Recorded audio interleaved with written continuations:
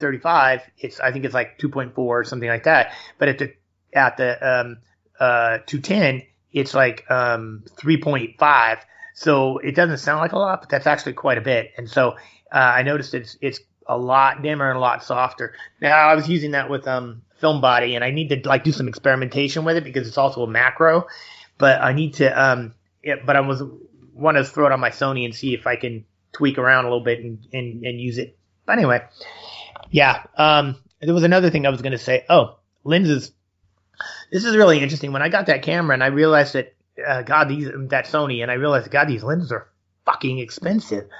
Well, right. When I was out shopping, and then I grabbed a 50 millimeter, a 50 millimeter for that, which is like the first lens. Everybody should have a good 50 millimeter prime.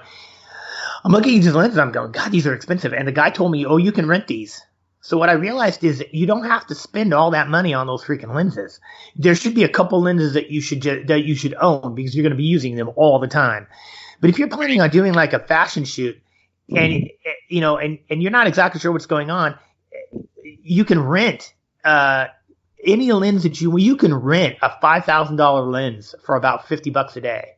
So don't be all pissed because you can't afford this monstrosity of a lens because you can rent it, and you're not going to shoot it all the time. It's like if there are Sony lenses that are $5,000, and I'm like, well, that's cute, but I can't afford that, and I'm not going to shoot it all the time. I'm going to shoot a 50 most of the time, or my 90, or something along that line. So if I want something special like that, I'll just rent that shit. That's another thing. People they don't realize that get what you need, get what you have to have, buy what you have to have, and then rent the rest. Because those places are pretty quick about shipping their shit out. And like where I'm at, I could go, if I needed it tomorrow, I could go to Riverside to the camera store there, rent that, as long as they had it in stock, rent that and have it for the next day. But there are companies that will mail, it'll take a couple days to get there. But if if it's Monday and you got to shoot on Saturday, you can just get on the website, request that lens, and it'll be here by Saturday, and then you can just go do your shoot. So a lot of people don't realize that stuff is very expensive, and to own it is a liability. So if you can get away with renting it, do that. And that includes lighting and flash and all that shit. I asked the guy, I go, can you rent lighting? He goes, yep. I can get an entire studio for rent.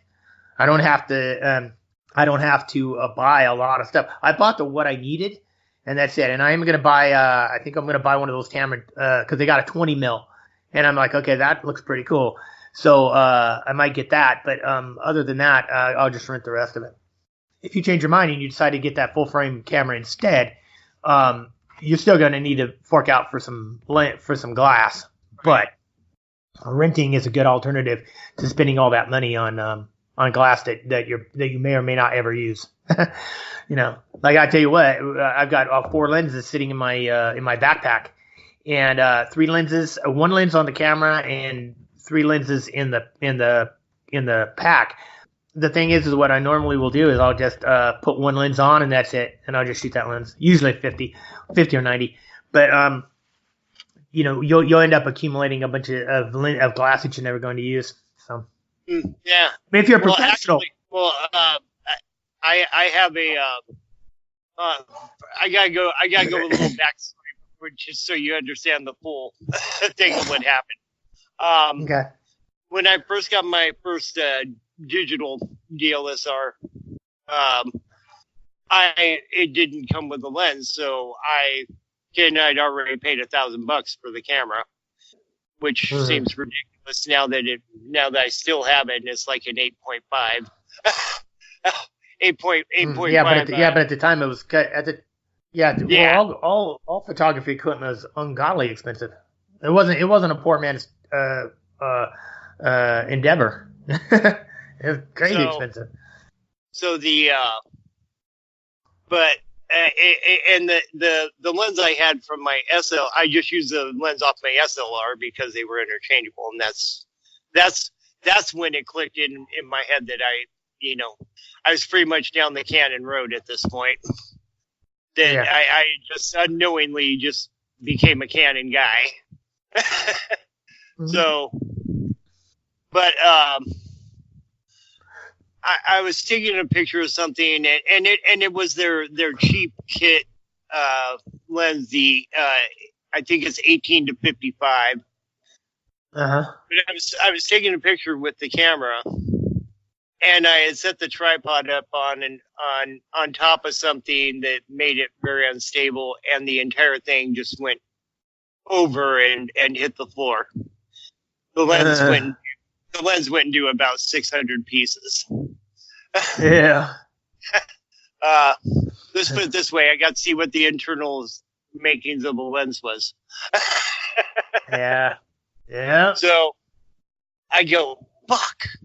I go, how am I going to afford a new lens? I go, because I from when I'd looked at lens, I didn't even know that lens was only about $100 lens at the time.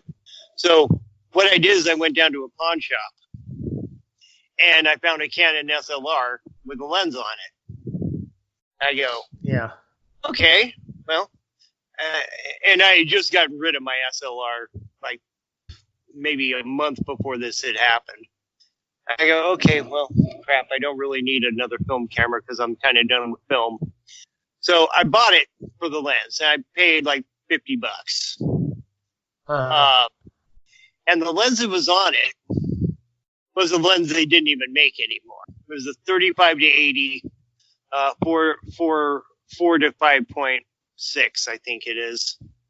Yeah, and I started taking pictures with this lens.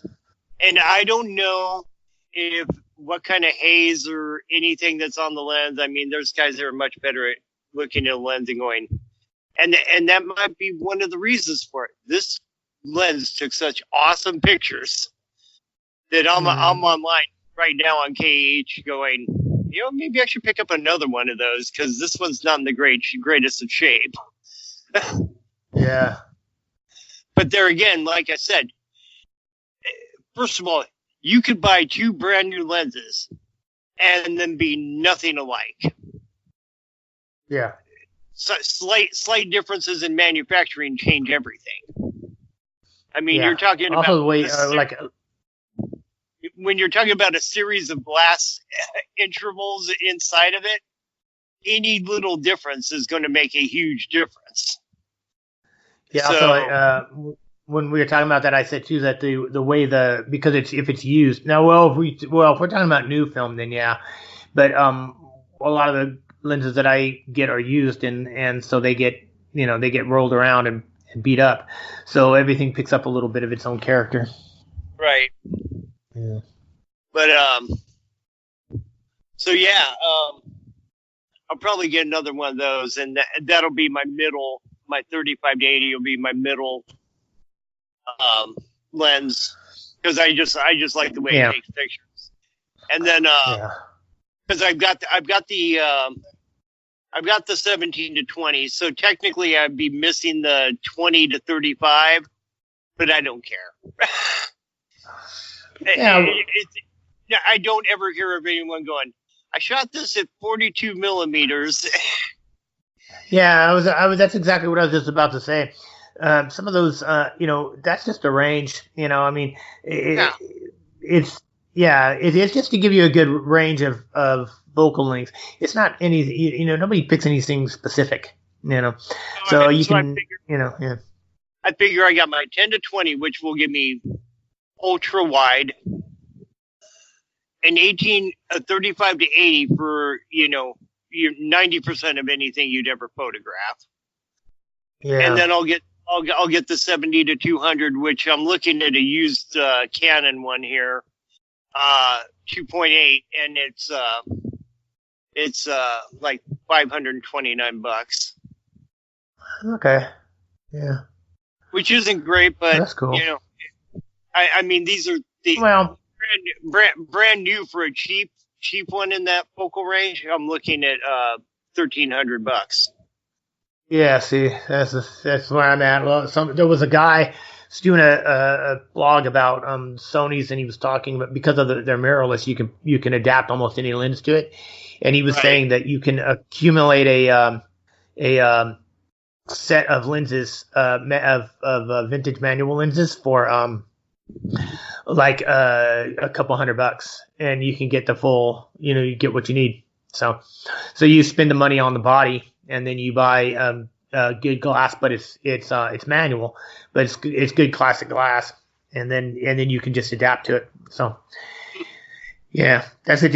You got to do what you got to do, man. But well, like I said, I think that's a good plan for a good backpack trip. Yeah. Oh yeah. Speaking of which, I forgot to tell you. Here's what I had. What I was thinking. We were talking about road trips. Mm-hmm. And I was thinking, and I've been thinking about doing this before. And where I'm at, the Metrolink has a station in Paris.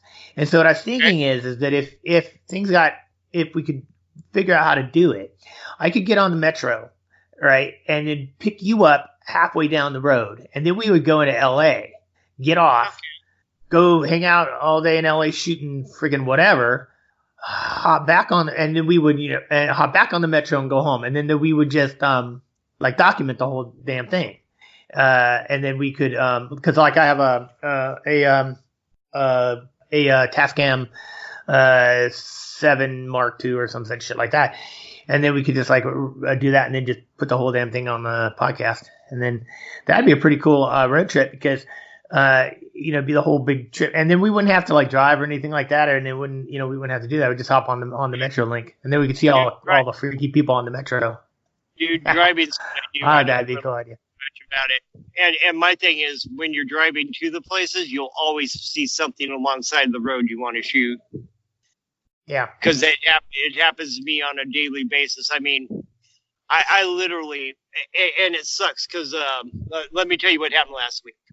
So I finally did what I set out to do, and I have a camera bag and I took it with me on my trip.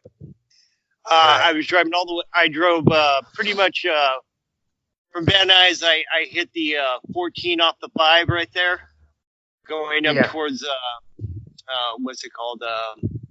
Palmdale area. So go up through Palmdale. I hit the 395. Then I took 395 all the way pretty much into Reno.